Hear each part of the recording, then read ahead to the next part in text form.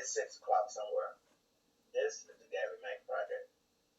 Okay, the philosopher King is going off for a Chinese proverb that is still relevant today.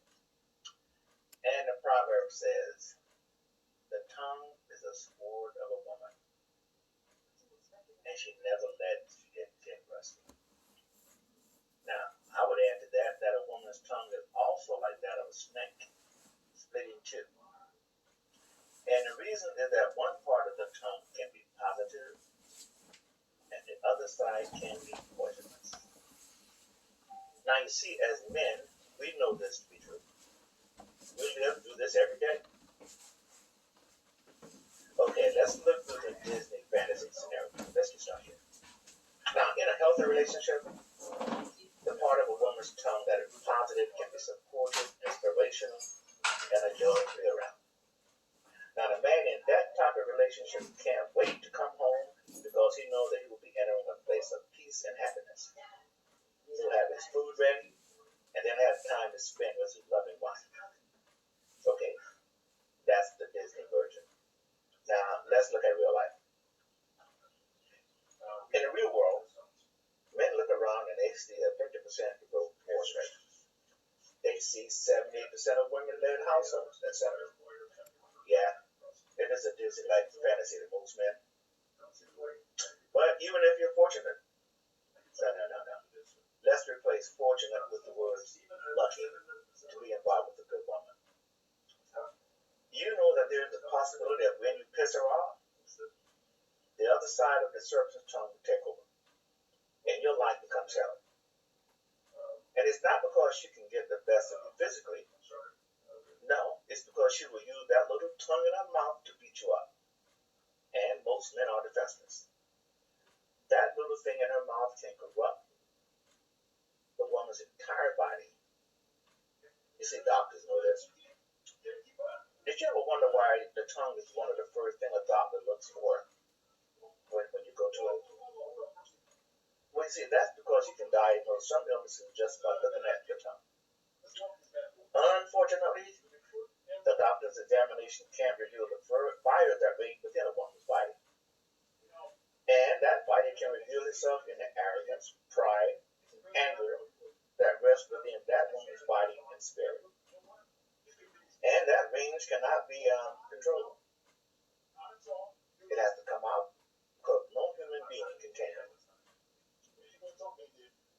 That part is a forked tongue of restless evil that comes out in venomous words. And once that venom is released, it's like a small spark in a forest that gets out of control. And it ends up being a massive firestorm. Now, you see, a lot of women on the internet are using their venomous language to spew all kinds of hatred and anger towards men. They are vicious, and they are vulgar, and they are hungry. Maybe life hasn't been fair to them.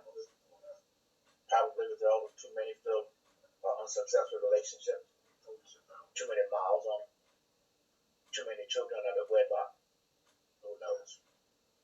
It's not for us to figure out. That's their problem. There are some studies that show that women speak about 20,000 words a day. That's a lot of talking. Men, on the other hand, only speak about 7,000 words a day. Well, what are these women talking about? Well, we know that women are social creatures. And in addition to the sometimes idle chatter they engage in, they also use their tongues to gossip, to tell lies, and exaggerate. Sometimes they use some of those 20,000 words to issue harsh attacks and uncharitable attacks, to spread hatred and incite fear, or to spread disinformation and ruin reputations. You know, it's been said that there are 10 signs of a wicked tongue to watch for. Let's talk about a few. Now, when you as a man interact with women, you have to be aware of the lying tongue. Second, you have to be wary of the overused tongue. You know, the one that says things that they know very little about. Then there's the swift tongue. You know, the one that speaks before it should. And finally, the backbiting tongue. You know, the one that talks behind other people's back. Now, it's said that the tongue can make the difference between death and life, between joy and sorrow. It can be used to build a good relationship, or it can tear it down. And in every relationship, we end up saying something that we should not have, and then regret it later. But you see, when women are careless with their words, it becomes a part of how they communicate regularly.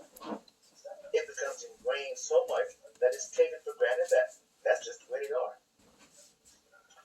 In closing, here, Gabby makes 25 cents. My advice to women who want to have a healthy relationship or just a good interaction with men, take a deep breath and think of the acronym THINK before you open your mouth. Okay? Now, the T stands for, is what you're about to say true? The H stands for, is what you're about to say helpful? The I is what you're about to say inspiring? The N is what you're about to say necessary? The K is what you're about to say kind? The ball's in your court, women. Gabby Mack,